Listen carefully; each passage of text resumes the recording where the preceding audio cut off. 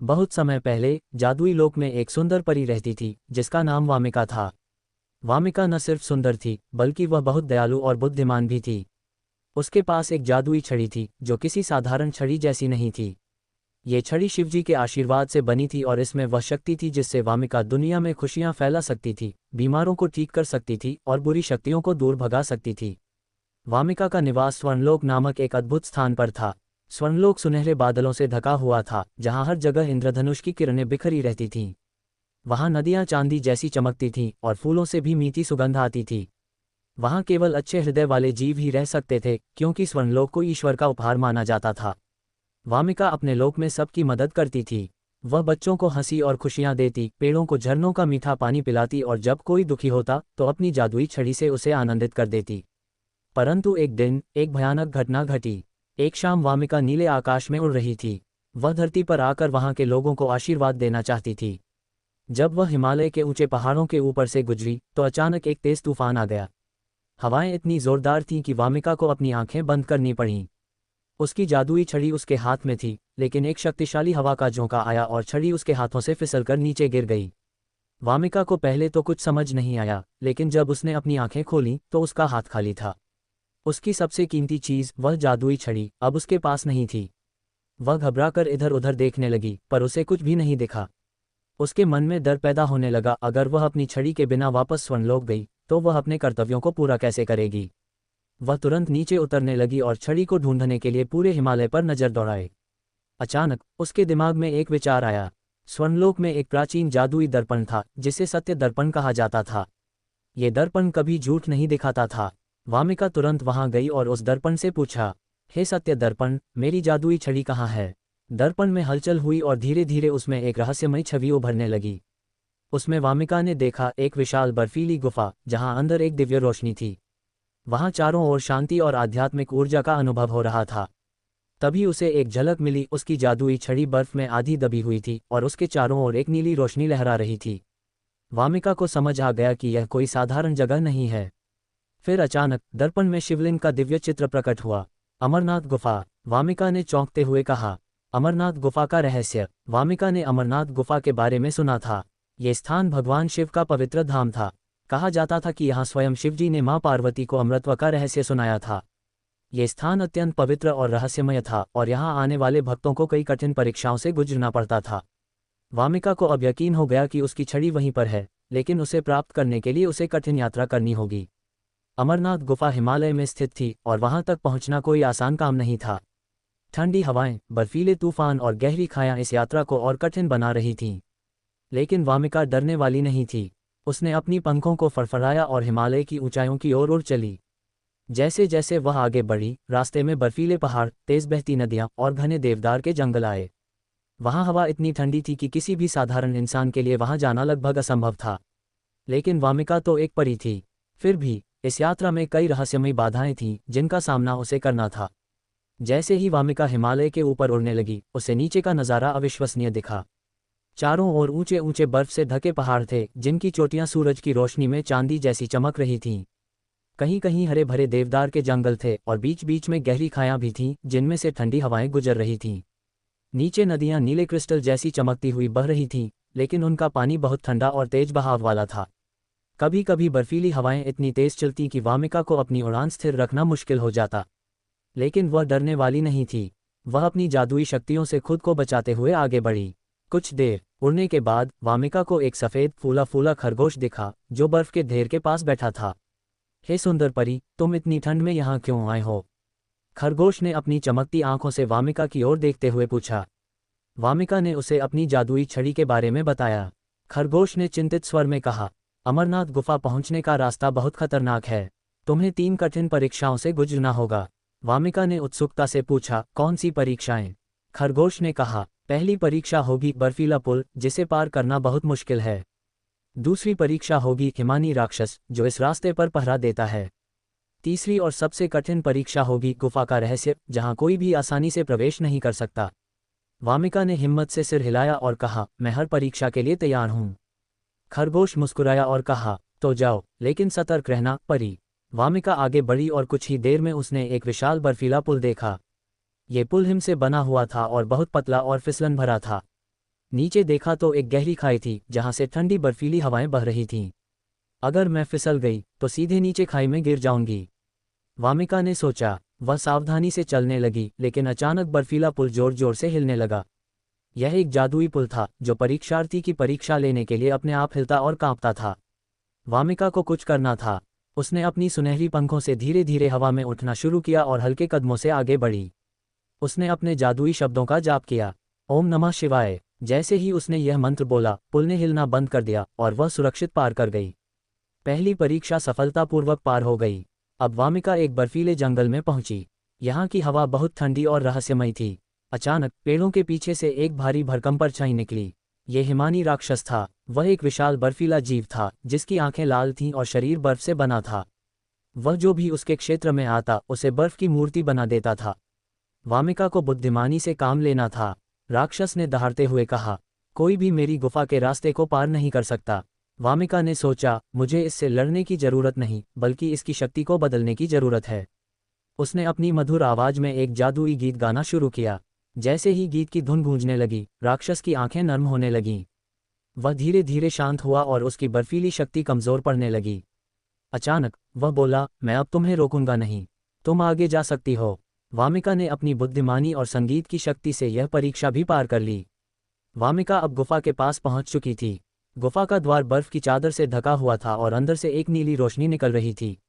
लेकिन जैसे ही वामिका अंदर जाने लगी, उसे एक रहस्यमयी ऊर्जा महसूस हुई। ये जगह साधारण नहीं थी। यहाँ उसे अपनी अंतिम परीक्षा देनी थी, पर यह परीक्षा क्या होगी, यह अभी उसे भी नहीं पता था। अमरनाथ गुफा का द्वार बर्फ और चट्टानों से बना हुआ था, लेकिन ये किसी सामान्य गुफा जैसा नहीं था। द्वार के ऊपर शिवजी का त्रिशूल उकेरा हुआ था और उससे नीली रोशनी की किरणें निकल रही थीं। जैसे ही वामिका ने गुफा के अंदर कदम रखा, उसे एक अजीब ऊर्जा महसूस हुई। ऐसा लगा जैसे समय रुक गया हो और गुफा के अंदर से कोई पुकार रहा हो। गुफा के भीतर का नज़ारा अद्भुत था। अंदर की दीवारें चमकते बर्फ के क्रिस्टलों से बनी थीं, जो सितारों की तरह झिलमिला रही थीं। छत से बर्फ की बूंदें टपक रही थीं, जो गिरते ही संगीत जैसी ध्वनि पैदा कर रही थीं। दूर एक विशाल बर्फीला शिवलिंग था जो नीली रोशनी से प्रकाशित था। वामिका को महसूस हुआ कि यह स्थान शुद्ध, पवित्र और दिव्य ऊर्जा से भरा हुआ है। जैसे ही वामिका ने आगे बढ़ने की कोशिश की, गुफा की दीवारों से एक शक्तिशाली आवाज़ गूंजने लगी, जो भी यहाँ आता है उसे अपनी सच्चाई सिद्ध करनी होगी। वामिका रुकी। उसने आदरपूर्वक सिर झुकाया और कहा, हे महादेव, मैं अपनी जादुई छड़ी की खोज में आई हूँ। मैं एक सच्ची परी हूँ और मुझे अपनी शक्ति को पुनः प्राप्त करना है। कृपया मुझे परीक्षा दें। गुफा के अंदर तेज हवा बहने लगी और अचानक वामिका के सामने 3 चमकते दीपक प्रकट हुए। एक गहरी आवाज आई, इन 3 दीपकों में से केवल एक ही सच्चा है। अगर तुमने सही दीपक को चुना तो तुम्हारी परीक्षा पूरी हो जाएगी, लेकिन अगर गलत दीपक चुना तो तुम हमेशा के लिए इस गुफा में फंस जाओगी। वामिका ने ध्यान से तीनों दीपकों को देखा। पहला दीपक लाल रंग का था, जो बहुत तेज जल रहा था। दूसरा दीपक हरा रंग का था, जिससे एक मीठी खुशबू आ रही थी। तीसरा दीपक सफ़ेद रंग का था, जिसकी लौ स्थिर थी और उसकी रोशनी शिवलिंग पर गिर रही थी। वामिका ने अपनी बुद्धिमानी और आस्था का उपयोग किया। उसने सोचा, शिवजी सत्य के देवता हैं और सत्य हमेशा स्थिर और शांत होता है। उसने तीसरे, सफ़ेद दीपक को उठाया। जैसे ही उसने दीपक उठाया, पूरी गुफा सुनहरी रोशनी से भर गई। तुमने सत्य को चुना, परी वामिका। अब तुम अपनी अगली परीक्षा के लिए तैयार हो। अब वामिका के चारों ओर कोहरे का पर्दा छा गया। उसे कुछ भी दिखाई नहीं दे रहा था। फिर उसके सामने एक आश्चर्यजनक दृश्य प्रकट हुआ। उसकी जादुई छड़ी जमीन पर पड़ी थी, लेकिन जैसे ही वह उसे उठाने के लिए आगे बढ़ी, 10 और छड़ियां प्रकट हो गईं। अब बताओ वामिका, इनमें से कौन सी तुम्हारी असली जादुई छड़ी है? वामिका हैरान रह गई, लेकिन उसने अपनी आत्मा की शक्ति का उपयोग किया। उसने अपनी आंखें बंद की और अपने दिल की आवाज़ सुनी। तभी उसे एक हल्की सी ऊर्जा महसूस हुई। सिर्फ एक छड़ी से शुद्ध और स्नेहमयी ऊर्जा निकल रही थी। वामिका ने सही छड़ी उठाई। जैसे ही उसने छड़ी उठाई, सभी भ्रम खत्म हो गए और कोहरा छट गया। तुमने अपनी सच्ची शक्ति को पहचान लिया वामिका। अब अंतिम परीक्षा के लिए तैयार हो जाओ। अब वामिका शिवलिंग के पास पहुंच गई थी। तभी गुफा के अंदर एक तेज प्रकाश हुआ और एक दिव्य आकृति प्रकट हुई। भगवान शिव स्वयं प्रकट हुए। वामिका ने आदरपूर्वक सिर झुकाया। शिवजी मुस्कुराए और बोले, वामिका, तुमने अपनी परीक्षाओं को धैर्य, सत्य और आत्मज्ञान से पार किया। तुमने ये सिद्ध कर दिया कि तुम्हारी शक्ति केवल छड़ी में नहीं, बल्कि तुम्हारे हृदय में भी है। शिवजी ने अपना दिव्य त्रिशूल उठाया और जैसे ही उन्होंने अपनी शक्ति का संचार किया, वामिका की जादुई छड़ी पहले से भी अधिक शक्तिशाली हो गई। अब उसकी छड़ी स्वर्ण और नीली रोशनी से चमक रही थी। अब जाओ वामिका, अपनी शक्ति का उपयोग केवल अच्छाई के लिए करो। शिवजी के ये कहते ही पूरी गुफा में मंत्रों की गूंज होने लगी और वामिका ने अपने स्वर्णिम पंख फैलाए। अब वह अमरनाथ गुफा से बाहर निकलकर अपने स्वर्णलोक वापस जाने के लिए तैयार थी। अमरनाथ गुफा के भीतर एक छुपा हुआ द्वार था जो सीधे स्वर्णलोक को जाता था। शिवजी ने वामिका को उस दिव्य द्वार की ओर इशारा किया। यह मार्ग सिर्फ उन्हीं के लिए खुलता है जो पवित्र हृदय और सच्ची नीयत रखते हैं। वामिका ने जैसे ही द्वार के पास कदम रखा, चारों ओर सुनहरी धूल फैलने लगी।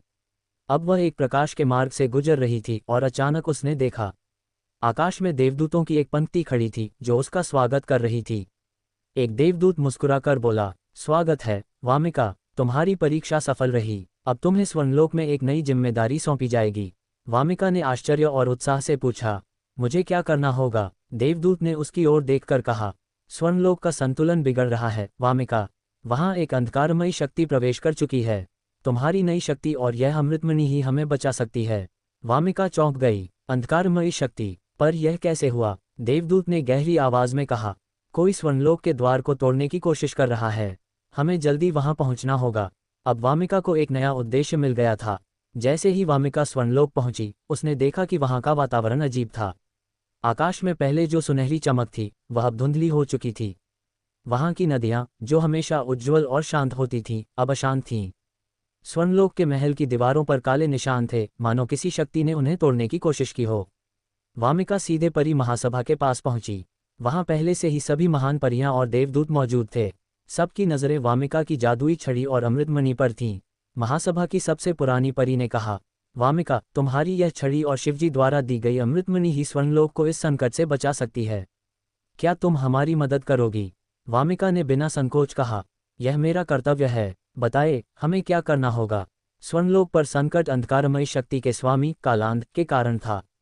वह स्वर्णलोक की दिव्यता को नष्ट करके उसे अपने नियंत्रण में लेना चाहता था। कालांध ने स्वर्णलोक के रक्षा द्वार पर हमला कर दिया। अब वामिका और सभी परियों को उससे युद्ध करना था। वामिका ने अपनी जादुई छड़ी उठाई और आकाश में एक मंत्र बोला, शिवशक्ति प्रकाश त्रिनेत्र। जैसे ही मंत्र पूरा हुआ, उसकी छड़ी से सुनहरी और नीली ऊर्जा की लहरें निकलीं। अमृतमणि से एक दिव्य किरण प्रकट हुई जिसने पूरे स्वर्णलोक को एक रक्षात्मक कवच में बदल दिया। कालांध ने जोर से चिल्लाकर कहा, तुम्हारी शक्ति मुझे रोक नहीं सकती वामिका। लेकिन वामिका मुस्कुराई और बोली, शक्ति सिर्फ नष्ट करने के लिए नहीं बल्कि बचाने के लिए भी होती है। उसने अपनी जादुई छड़ी से अंतिम प्रहार किया और अमृतमणि की ऊर्जा को स्वर्णलोक में फैला दिया। अचानक कालांध तेज रोशनी से घिर गया और उसकी शक्ति खत्म होने लगी। नहीं, यह असंभव है। लेकिन वामिका और अन्य परियों की सामूहिक शक्ति के सामने वह हार गया। कालांध की शक्ति खत्म होते ही स्वर्णलोक की नदियां फिर से शांत हो गईं।